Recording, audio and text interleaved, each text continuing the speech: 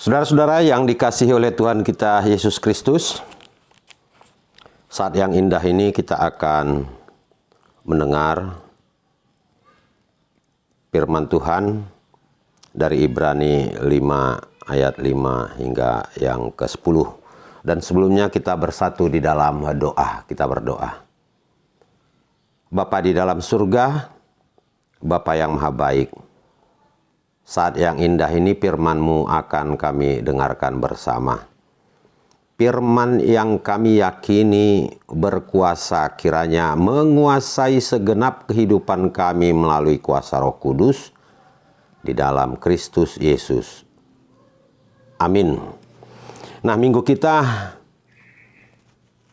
ini disebut Minggu Judika, tepat tanggal 21 Maret 2021, yang berarti berilah keadilan kepadaku ya Allah. Minggu Judika, berilah keadilan kepadaku ya Allah. Kalau di dalam bahasa Batak disebutkan luluhomma ahu ali de Batak. Dan yang menjadi tema khotbah kita, Kristus pokok keselamatan. Kristus pokok keselamatan. Nah, saya akan membacakan kepada kita apa yang tertulis dalam surat Ibrani pasal 5 ayat 5 hingga ayat yang ke-10, dikatakan demikian. Demikian pula Kristus tidak memuliakan dirinya sendiri dengan menjadi imam besar, tetapi dimuliakan oleh Dia yang berfirman kepadanya, "Anakku engkau telah kuperanakkan pada hari ini." Sebagaimana firman-Nya dalam suatu nas lain, engkau adalah imam untuk selama-lamanya, menurut peraturan Melkisedek. Dalam hidupnya sebagai manusia, ia telah mempersembahkan doa dan permohonan dengan ratap tangis dan keluhan kepada Dia yang sanggup menyelamatkannya dari maut.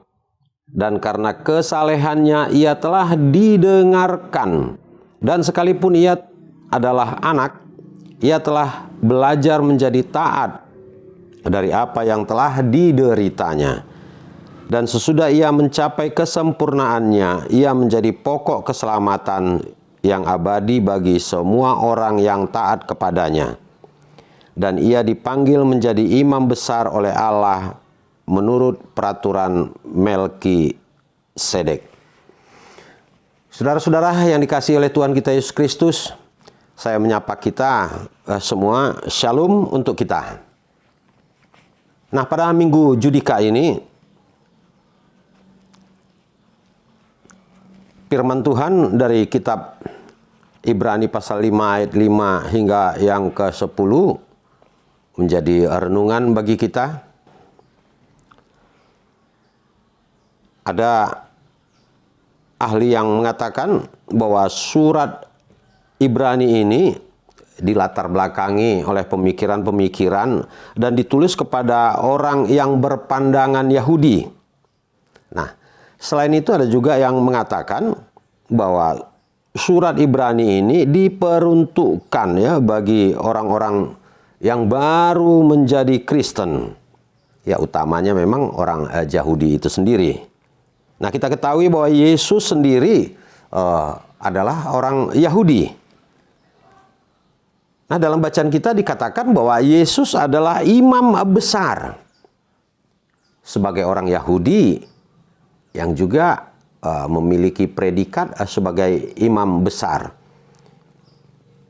Nah, kalau tadi dikatakan bahwa surat Ibrani ini diperuntukkan bagi orang Yahudi, maka latar belakang pemikiran Yahudi juga ya harus kita selami, kita cermati, kita mengerti.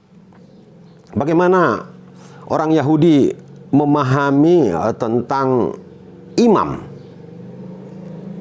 Saudara, kita ketahui bahwa orang Yahudi begitu kuat ya memegang tentang kitab Perjanjian Lama.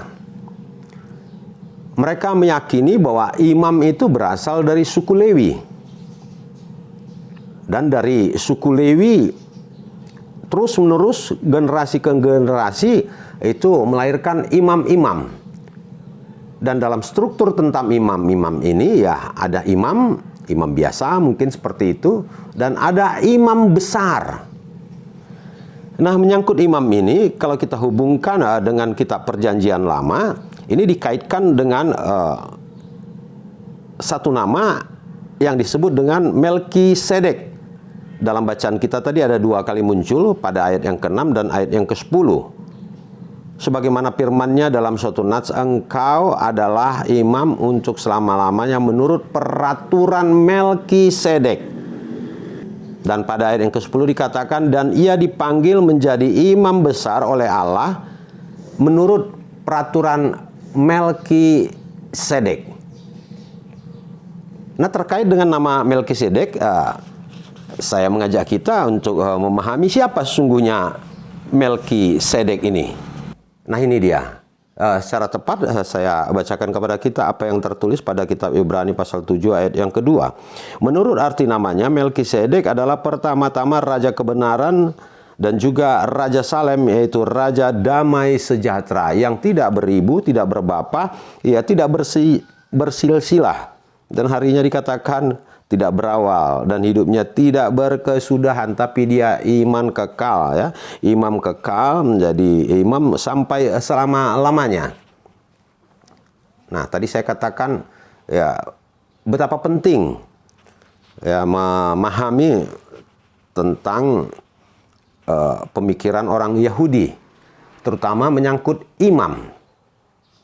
Lalu tadi saya mengatakan bahwa Melkisedek ini merupakan sosok yang unik, ya. Kira-kira dari mana munculnya nama Melkisedek ini awal pertama? Nah, dalam kitab Kejadian pasal 14 dimulai dari ayat 11 bahkan sampai 22 dan selanjutnya, di sana dikisahkan suatu ketika ya Sodom Gomora ini dikuasai oleh musuh-musuh. Seluruh harta Sodom Gomora, bahkan orang-orangnya ini disandera. Kita mengetahui bahwa Lot, saudaranya Abraham, tinggal berdiam di Sodom. Dan saudaranya Abraham ini, Lot, juga ikut disandera, ikut dibawa ya sebagai tawanan.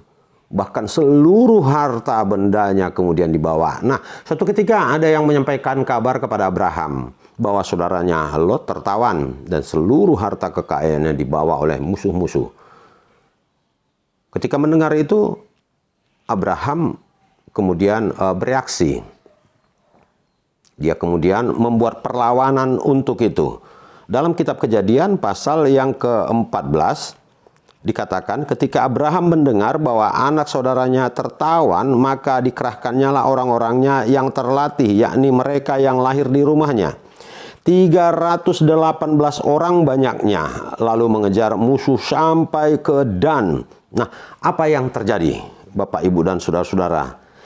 Abraham dengan pasukannya, dengan ya, rombongannya mengalahkan dan mengejar musuh-musuh yang menguasai Sodom dan Gomora. Dan setelah itu dikuasai, maka Lot dan anak-anaknya dibawanya pulang. Dibawanya kembali juga bersama dengan harta kekayaannya. Dan di dalam kitab Kejadian pasal 14 ayat ke-17 dikatakan, setelah Abram kembali dari mengalahkan Kedor Laomer dan para raja yang bersama-sama dengan dia, maka keluarlah Raja Sodom menyongsong dia ke lembah Syawe, yakni lembah Raja. Melkisedek Raja Salem membawa roti dan anggur. Ia seorang imam Allah yang maha tinggi, ya. Oh, ini cukup menarik, ya. Di sini pertama sekali keluarnya Melkisedek.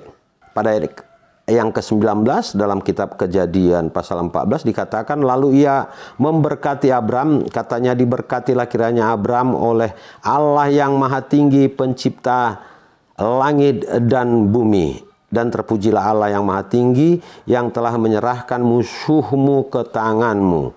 Lalu Abraham memberikan kepadanya 1/10 dari semuanya. Ya. Di sini kita bisa melihat bahwa tugas imam-imam termasuk mengumpulkan perpuluhan. Ya. termasuk orang yang mengumpulkan dan menerimanya, menggunakan itu untuk kegiatan peribadahan. Bapak, Ibu, dan saudara-saudara yang dikasihi oleh Tuhan kita Yesus Kristus, saya coba membacakan kepada kita apa yang tertulis dalam kitab Ulangan pasal ke-18. Ayat yang pertama, imam-imam Lewi, yaitu seluruh suku Lewi, tidak mendapat bagian tanah pusaka di Israel. Mereka makan dari kurban bakaran untuk Tuhan yang menjadi bagiannya. Mereka tidak mendapatkan bagian tanah pusaka di antara suku-suku lain. Tuhan adalah pusaka kepunyaannya seperti yang telah dijanjikannya, ya. Lalu lompat ke ayat yang kelima, karena Tuhan Allah telah memilih mereka dan keturunannya dari antara semua suku untuk bertugas melayani Tuhan, ya, melayani Tuhan selamanya. Dari sini kita ketahui ya, tugas imam ini memang spesial. Lalu mereka bertugas di bait Allah. Apa yang mereka kerjakan? Mereka menerima kurban-kurban yang dipersembahkan oleh umat, dan sebagai perantara menyerahkannya kepada Tuhan Allah. Ini tugas mereka. Nah, dalam hal ini ya memang memahami kalau dikatakan Yesus adalah imam besar, ini tidak terlalu mudah bagi orang Yahudi. Nah, oleh sebab itu penulis surat Ibrani di sini memakai semacam analogi. Analogi yang mengatakan bahwa tugas-tugas imam sebagai perantara untuk menyampaikan korban, memohon kampunan dosa kepada Allah, inilah yang kemudian dianalogikan kepada Yesus Kristus. Yesus Kristus sebagai imam besar juga melakukan hal yang sama sebagai perantara kita. Nah, saudara-saudara yang dikasihi oleh Tuhan kita Yesus Kristus, di sini kita boleh melihat peranan daripada imam, ya, imam besar. Mereka sebagai perantara menyampaikan sesuatu kepada Tuhan Allah. Dan ini juga kena mengena dengan keberadaan Tuhan Yesus Kristus. Nah, dalam bacaan kita tadi kita juga boleh melihat apa yang dikatakan pada ayat yang ke-7. Dalam hidupnya sebagai manusia ia telah mempersembahkan doa dan permohonan dengan ratap tangis dan keluhan kepada Dia. Nah, sebagai imam besar, sebagai perantara, Yesus menyampaikan doa, dikatakan mempersembahkan doa.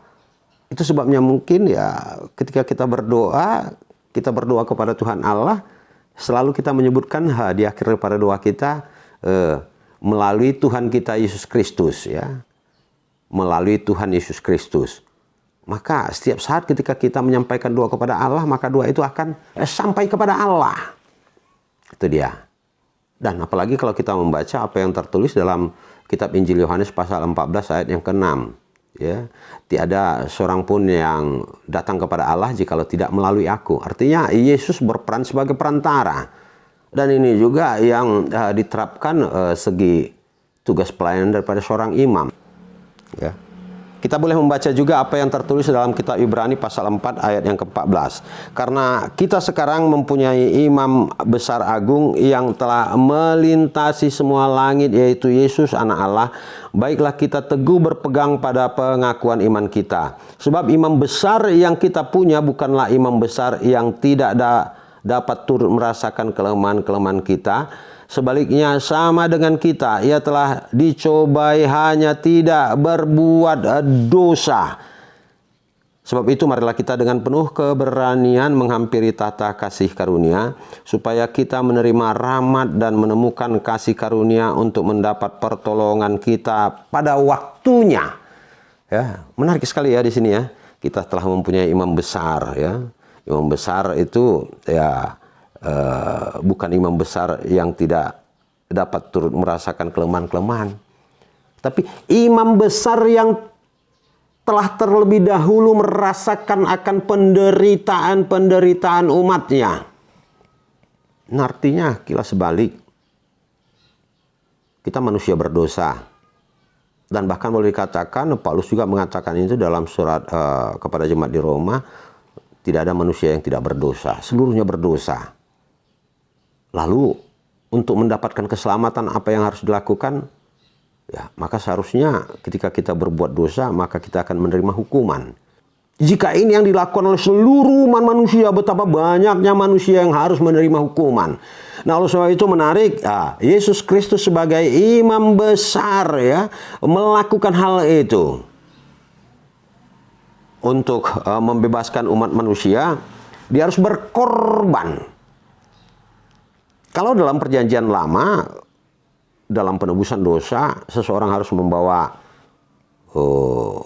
korban bakaran, apakah itu domba, sapi, dan jenis binatang lainnya. Tapi Yesus Kristus sebagai imam besar yang kita yakini, kita percaya, telah memberikan dirinya sebagai korban. Inilah ganti daripada korban-korban yang menjadi tradisi dalam perjanjian lama. Ini dia, di sini menariknya, bahwa kita tidak perlu lagi membawa korban-korban bakaran, dan ini telah dinyatakan oleh Yesus. Nah, lewat pengalaman penderitaan ini dia bisa merasakan bagaimana sebenarnya keberadaan orang yang berdosa ketika mereka harus menerima hukuman. Nah, karena pengalaman penderitaan ini, maka ya boleh dikatakan Yesus ini mempunyai empati, ya, berempati terhadap orang yang berdosa. Nah, empati ini yang dia nyatakan lewat ketaatannya, menjalani kehidupan dalam penderitaan. Taat kepada siapa? Taat kepada Bapa. Hanya karena ya ketaatannya, dia boleh tergolong menjadi seorang pemenang. Ya. Bapak, Ibu, dan saudara-saudara, pada ayat yang ke-8 dalam bacaan kita dikatakan, dan sekalipun ia adalah anak, ia telah belajar menjadi taat dari apa yang telah dideritanya. Dia anak. Tapi sebagai anak juga dia harus menderita. Penderitaan ini membuktikan ketaatan dia kepada Allah, kepada Bapaknya. Nah, dan sekalipun ia adalah anak, ia telah belajar menjadi taat dari apa yang telah dideritanya. Dan sesudah ia mencapai kesempurnaannya, ia menjadi pokok keselamatan. Jadi yang mau dikatakan di sini ada semacam proses, sehingga terjadi sebagaimana yang dikatakan dalam tema kita bahwa Kristus adalah pokok keselamatan. Prosesnya, dia diperanakkan, dia menderita, mati, dan kemudian dia bangkit. Kepadanya diberikan predikat sebagai imam besar. Dan pengertian ini untuk menjelaskan, membuat orang-orang ya sebagai penerima surat Ibrani boleh memahami dan boleh mengerti siapa Yesus yang sesungguhnya. Bahwa Yesus adalah pokok keselamatan. Saudara-saudara yang dikasihi oleh Tuhan kita Yesus Kristus, setelah kita mendengarkan uraian melalui perikop kita Ibrani 5 ayat 5 hingga yang ke-10, dengan demikian kita dapat mengambil makna dari dalamnya. Nah, untuk ini setidaknya ada beberapa hal. Pertama, kita dapat melihat bahwa Allah memiliki cara yang luar biasa sehubungan dengan penyelamatan umatnya. Dia kemudian mengangkat Yesus sebagai imam agung, sebagai imam besar lewat sebuah proses. Proses yang boleh dikatakan sulit dicerna oleh manusia, secara khusus oleh orang-orang Yahudi. Dengan menjadikan Melkisedek, mengangkat Melkisedek sebagai imam besar. Lalu lewat proses ini mengarahkan kepada Yesus. Proses yang dijalani oleh Yesus begitu luar biasanya, saya katakan, dia harus menderita. Dia harus mati, dikuburkan dan bangkit. Nah, setelah ini dilalui Yesus dengan satu kata boleh dikatakan ketaatan, maka jadilah Yesus sebagai imam besar. Sebagai imam besar, Yesus berpredikat sebagai imam besar untuk selama-lamanya. Dialah pemenang. Sehingga benar apa yang dikatakan oleh tema kita, Kristus pokok keselamatan. Bapak, Ibu, dan saudara-saudara yang dikasihi oleh Tuhan kita Yesus Kristus. Nah, dari sini juga setidaknya hal yang kedua kita boleh melihat bahwa kepada kita diajak untuk menjalani sebuah proses. Nah, sekarang kita melihat kepada situasi kita yang teramat sulit.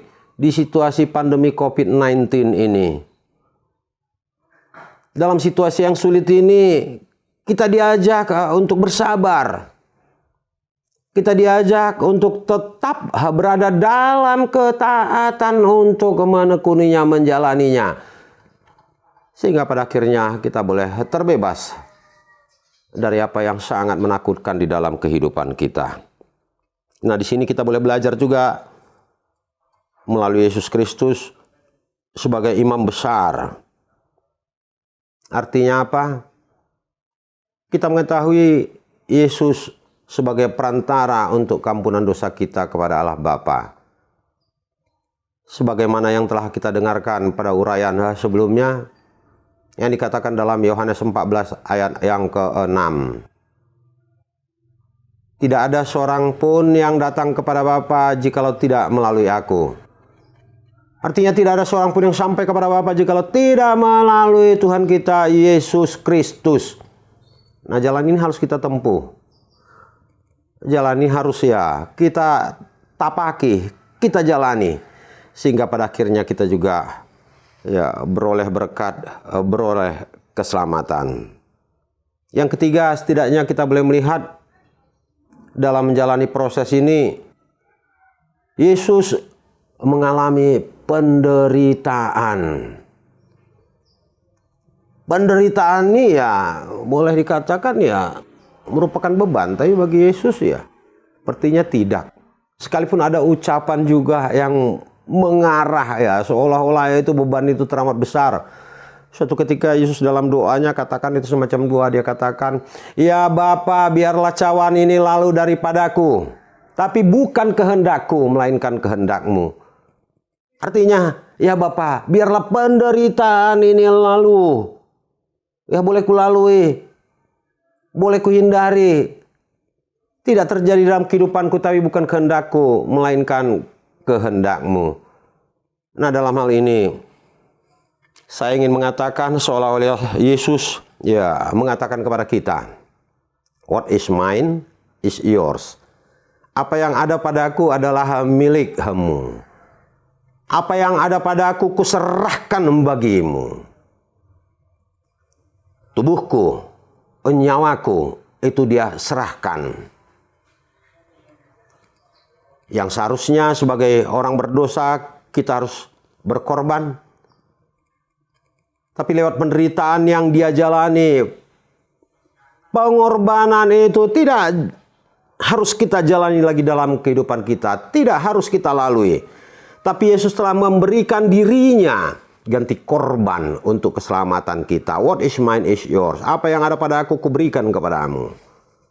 Nah, ini begitu luar biasanya apa yang telah dilakukan oleh Yesus.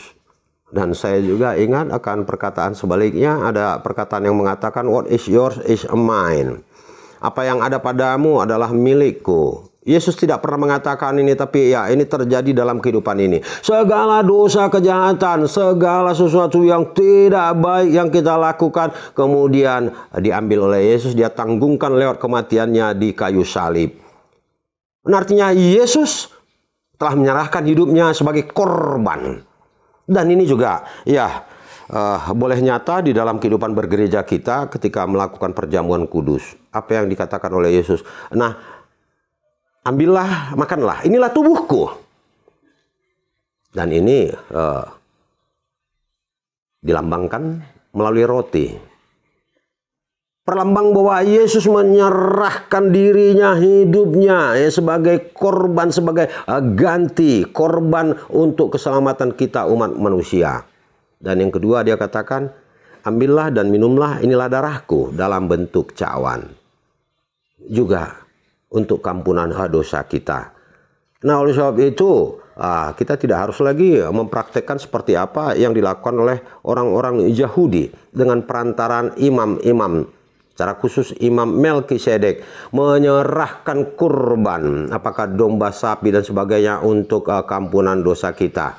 Yang jelas Tuhan sudah mengatakan, sudah memberikan dirinya. Nah sekarang yang paling penting dari kita, mampukah kita mengatakan juga dalam kehidupan ini, what is mine is yours. Apa yang ada pada aku adalah juga milikmu ya Tuhan, kuserahkan kepadamu ya Tuhan. Dan ini juga kita katakan kepada sesama kita, what is mine is yours. Apa yang ada pada kita adalah juga milik teman-teman kita. Dalam pengertian bagaimana kita bisa melakukan pelayanan, memberikan yang terindah, menolong sesama kita. Dan mampukah juga kita mengatakan what is yours is mine. Apa yang ada pada teman-teman kita, mungkin kesalahan, salah, dosa, kesilapan, dan berbagai hal yang membuat hidup kita menjadi berjarak, lalu kita terima, kita ampuni, sehingga kita berdamai dalam kehidupan kita masing-masing.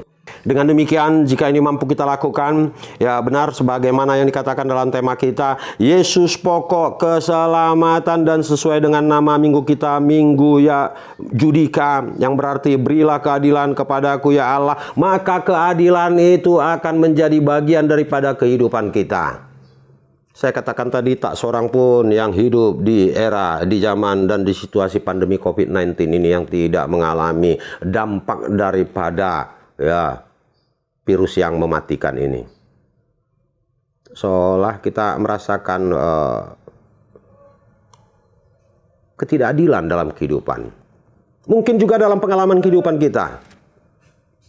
Seolah kita tidak mendapatkan keadilan itu.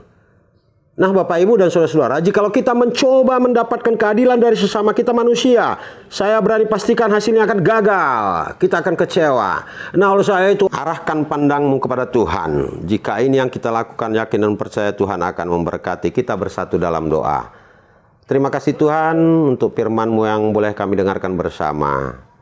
Kiranya lewat firman-Mu yang berkuasa menguasai segenap kehidupan kami beroleh keadilan dalam Kristus Yesus. Amin.